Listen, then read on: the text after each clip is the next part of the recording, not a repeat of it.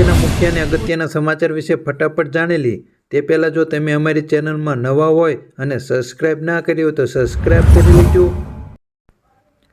પ્રાણ પ્રતિષ્ઠા બાદ દિવસમાં 3 વાર થશે ભગવાન શ્રી રામની આરતી। અયોધ્યા રામલાલની દરરોજ 3 વાર કરવામાં આવશે આરતી। વહેલી સવારે 6:30 કલાકે થશે જાગરણ આરતી।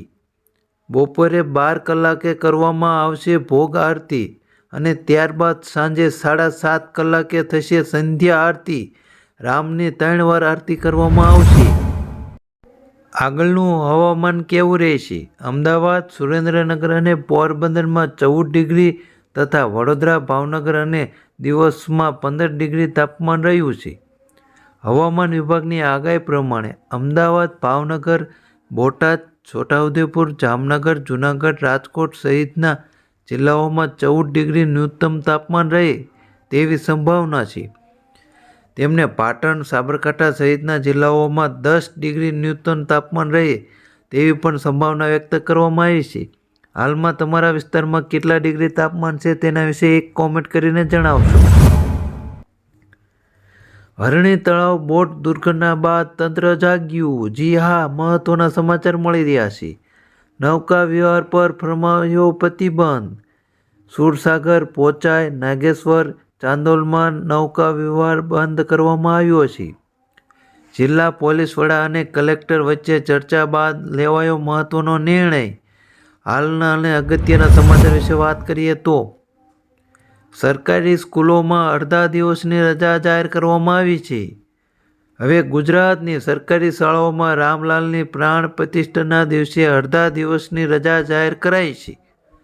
બપોરે 2:30 વાગ્યા સુધી જાહેર રજા કરવામાં આવી છે। અગાઉ રાજ્યની સરકારી કચેરીમાં 2:30 વાગ્યા સુધી રજા જાહેર કરાઈ હતી। કેન્દ્ર સરકારે પણ કર્મચારીઓ તથા સંસ્થાઓ માટે અડધી રજાનું કર્યું હતું એલાન। આગળના અને મહત્વના સમાચાર વિશે વાત કરીએ તો જીટીયુની 22મી જાન્યુઆરીની લેવાની પરીક્ષા રદ કરવામાં આવી છે। અયોધ્યા રામ મંદિરની પ્રાણ પ્રતિષ્ઠાને લઈને મહત્વનો નિર્ણય લેવામાં આવ્યો છે। 23 જાન્યુઆરીએ પરીક્ષા રાબેતા મુજબ લેવાશે। 22મી જાન્યુઆરીએ જે પરીક્ષા રદ કરવામાં આવી તેને તરત જ નવી તારીખ પણ આપવામાં આવી ગઈ છે। આગળના સમાચાર વિશે વાત કરીએ તો રામ મંદિરને લઈને મહત્વના સમાચાર સામે આવ્યા છે। ગુજરાતીઓ રામ મંદિર માટે કરોડોનું દાન આપ્યું છે। સુરતના સૌથી મોટા હીરાના કારખાનાના માલિક દિલીપ કુમાર વી લાખીએ રામ મંદિર માટે 101 કિલો સોનું ભેટ આપ્યું છે। તેમને મોકલેલ સોનામાંથી રામ મંદિરના દરવાજા બનાવવામાં આવ્યા છે। આ રામ જન્મભૂમિને ટ્રસ્ટને મળેલું સૌથી મોટું દાન છે।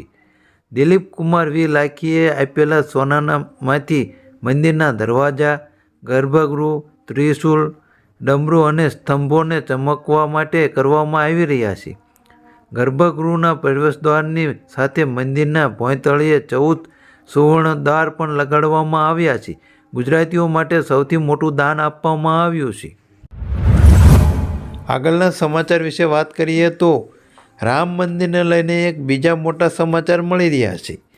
કોંગ્રેસ રામ મંદિર પ્રાણ પ્રતિષ્ઠાને બહિષ્કાર કર્યો છે, પરંતુ હવે પાર્ટીના સિનિયર નેતાઓએ પણ લાગવામાં માંડ્યું છે કે પાર્ટીનો આ નિર્ણય ખોટો છે। ગુજરાત કોંગ્રેસના દિગ્ગજ નેતા અર્જુન મોઢવાડિયા બાદ હવે કોંગ્રેસના બીજા સિનિયર નેતા ચર્ચામાં આવ્યા છે।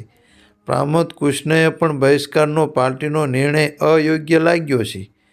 કોંગ્રેસના નેતા આચાર્ય પ્રમોદ કૃષ્ણએ કહ્યું કે મંદિરના નિર્ણય કોર્ટના નિર્ણયથી કરવામાં આવ્યો છે, કોઈ ભાજપના નિર્ણયથી કરવામાં નથી આવ્યો, તેથી તેમને પણ ત્યાં જવું એ યોગ્ય લાગે છે।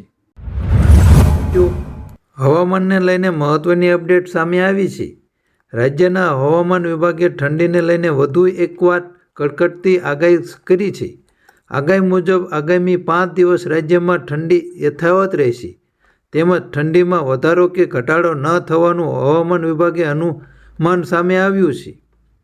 આપને જણાવી દઈએ કે રાજ્યના વિવિધ શહેરોનું તાપમાન 11 થી 16 ડિગ્રી વચ્ચે તાપમાન નોંધાયું છે।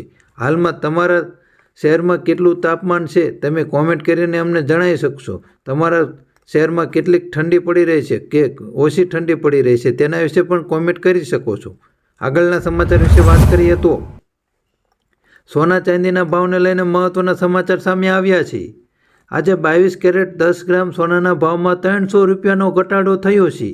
તે સાથે નવો ભાવ 57,450 રૂપિયા થયો હતો, જ્યારે ગઈકાલે તેમનો ભાવ 57,750 રૂપિયા હતો. જ્યારે 24 કેરેટ 10 ગ્રામ સોનાના ભાવમાં 330 રૂપિયાનો ઘટાડો થયો છે. તે સાથે નવો ભાવ 62,670 રૂપિયા થયો હતો, જ્યારે ગઈકાલે તેમનો જ ભાવ 63,000 રૂપિયા બોલાયો હતો. જ્યારે 1 કિલોગ્રામ ચાંદીના ભાવમાં 400 રૂપિયાનો ઘટાડો થયો છે. તે સાથે ચાંદીના ભાવ વિશે વાત કરીએ તો 75,500 રૂપિયા થયા હતા. આગળના અને મહત્વના સમાચાર વિશે ફટાફટ જાણીએ તો વડોદરામાં એક જ દુઃખદ ઘટના સામે આવી છે. વડોદરાના હરણી તળાવમાં બોટ પલટી જવાની ઘટના મામલે તપાસ અને કાર્યવાહીનો ઘમઘમાટ શરૂ થયો છે. ત્યારે વડોદરાના વકીલ મંડળે મહત્વનો નિર્ણય લીધો છે. અત્રે જણાવી દઈએ કે કોઈ પણ વકીલે આરોપીનો કેસ નહીં લડે તેવો મહત્વપૂર્ણ નિર્ણય લીધો છે. વડોદરામાં આરોપી તરફી એક પણ વકીલ કેસ નહીં લડે તેવો એકાદ વકીલોમાં એકતા જોવા મળી હતી અને હાલમાં જે નિર્ણય લેવામાં આવ્યો છે તે યોગ્ય છે કે નથી તેના વિશે પણ તમે કોમેન્ટ કરી શકો. વધુ સમાચાર વિશે વાત કરીએ તો એક તરફ વડોદરામાં થયેલી ઘટનાનું આખું ગુજરાત ગમગમી રહ્યું છે, જ્યારે 17 નિર્દોષ લોકોના નિધનને કારણે હજી ગુજરાતના આંસુ સુકાયા નથી. ત્યારે બીજી તરફ જોઈએ તો દ્વારકાથી એવા દ્રશ્યો સામે આવી રહ્યા છે કે જે સવાલો ઊભા કરી રહ્યા છે. વડોદરાના રણી તળાવમાં લાઈફ જેકેટ ન પહેર્યું હોવાના કારણે અને બોટ ઓવરલોડના હોવાના કારણે પલટી જવાના કેટલાક ઘરોનો ચિરાગ બુઝાઈ ગયા છે. તેવી ઘટના હાલમાં બેટ દ્વારકા જતા તેમનો વિડીયો સામે આવી રહ્યો છે અને પબ્લિક તેમનો વિરોધ પણ કરી રહ્યા છે. તમે જોઈ શકો છો વિડીયો. આગળના સમાચાર વિશે વાત કરીએ તો કપાસના ભાવને લઈને મોટી અપડેટ આવી છે. બોટાદ માર્કેટ યાર્ડના ખાતે છેલ્લા ઘણા દિવસોથી કપાસની આવકમાં મંદી જોવા મળી હતી, જેમાં 30થી 32,000 મણ કપાસની આવક થતી હતી. પરંતુ આજ રોજ 18 જાન્યુઆરીના રોજ કપાસની કુલ 47,000 મણની આવક નોંધાઈ હતી. છેલ્લા 5 દિવસ પૈકી આજે 47,000 મણની કપાસની આવક નોંધાતા સરેરાશ 12થી 14,000 મણ કપાસની આવકમાં વધારો નોંધાયો હતો, જેની સાથે કપાસની આવકમાં તેજી પણ જોવા મળી રહી હતી. બોટાદ માર્કેટયાર્ડમાં આજે સવારથી જ ખેડૂતો ખૂબ જ કપાસની લાંબી લાઈનો લગાડી રહ્યા હતા. આગળના સમાચાર વિશે વાત કરીએ તો રામ મંદિરને લઈને મોટા સમાચાર સામે આવ્યા છે.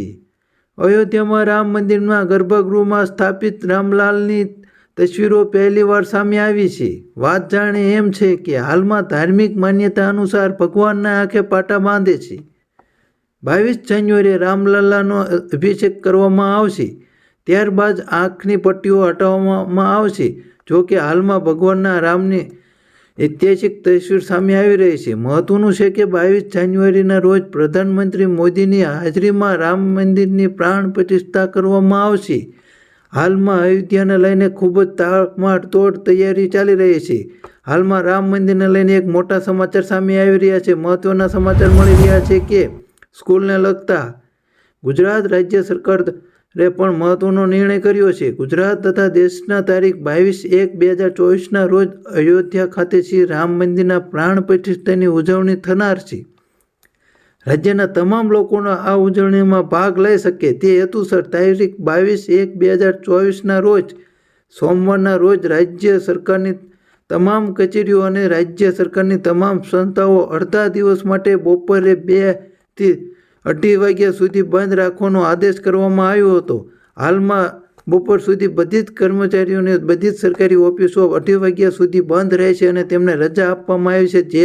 જેઓ રામલલ્લાની ઉજવણી તે ધામધૂમથી કરી શકે તે માટે આ નિર્ણય લેવામાં આવ્યો છે.